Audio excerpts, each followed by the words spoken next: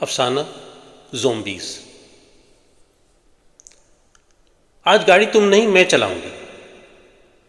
کیوں؟ آج کا سفر بہت مشکل ہونے والا ہے۔ پھر تو اسکوٹی مجھے چلانا چاہیے، کیونکہ میں تم سے قدرے بہتر اور تجربہ کار ڈرائیور ہوں۔ مجھے معلوم ہے کہ تم اچھی ڈرائیور ہو، مگر آگے جو غلطیاں ہونے والی ہیں ان محرکات کے وقوع پذیر ہونے کے لیے تمہاری نہیں میری ضرورت ہے۔ میں تمہارے بطون میں جھانکنے کی کوشش کر رہی ہوں، مگر مجھے کچھ نظر نہیں آ رہا۔ تم نے میرے اندر کیا دیکھا؟ میں نے دیکھا کہ تم ایک بھاری لفافہ اٹھائے ہواؤں میں تیر رہی ہو۔ وہ تو تمہارا بھی مقدر ہے۔ میں مقدر کو نہیں مانتی۔ بھلا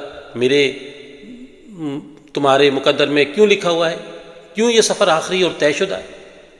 دیکھو، فیصلہ ہو چکا ہے، بس سنانا باقی ہے۔ فیصلہ لکھنے والا کون ہے؟ وہی جو اس سے پہلے بھی سارے فیصلے لکھتا چلا آ رہا ہے۔ چلو خوش ہو جاؤ، دولت کبھی کبھی اس طرح بھی تقسیم ہوتی ہے۔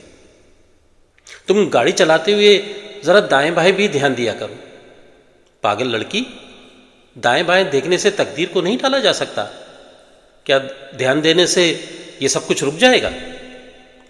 میں دیکھ رہی ہوں کہ سڑک پر کہیں بھی کوئی قانون کا محافظ نہیں ہے۔ تمہاری اس بات کا کیا مطلب ہے؟ وہ قانون کے محافظ ہوتے ہیں جو ہر غیر قانونی حرکت کو روکتے ہیں۔ میں تمہیں معصوم سمجھوں یا بے وقوف؟ تمہیں میں بے وقوف دکھائی دے رہی ہوں، جبکہ میں دیکھ رہی ہوں کہ وہ اپنی گاڑی سٹارٹ کر چکا ہے۔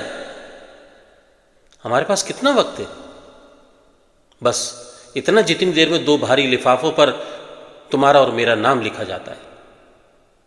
میں مسلسل سوچ رہی ہوں کہ ان لفافوں میں آخر کیا ہو سکتا ہے۔ میں نے بتایا تو صحیح کہ ان میں ہماری تقدیر لکھی ہوئی ہے۔ تمہارے نظریے کے مطابق تو تقدیر آسمانوں پر لکھی جاتی ہے۔ زمین والے اتنے خود مختار کب سے ہو گئے کہ آسمان والوں کی منشا اور مرضی کے بغیر فیصلے کریں؟ ہماری زمین کے فیصلے زمین پر ہی ہوتے ہیں۔ لوگ غلط کہتے ہیں کہ پس آئینہ کوئی اور ہے۔ مجھے تو آئینے کے دونوں طرف ایک جیسے چہرے دکھائی دیتے ہیں۔ یہاں بھی دیکھو، وہ جو سامنے موڑ آ رہا ہے وہاں سنا ہے کہ ایک آسیب کا ڈیرا ہے۔ مجھے اس موڑ سے گزرتے ہوئے ہمیشہ ڈر لگتا ہے۔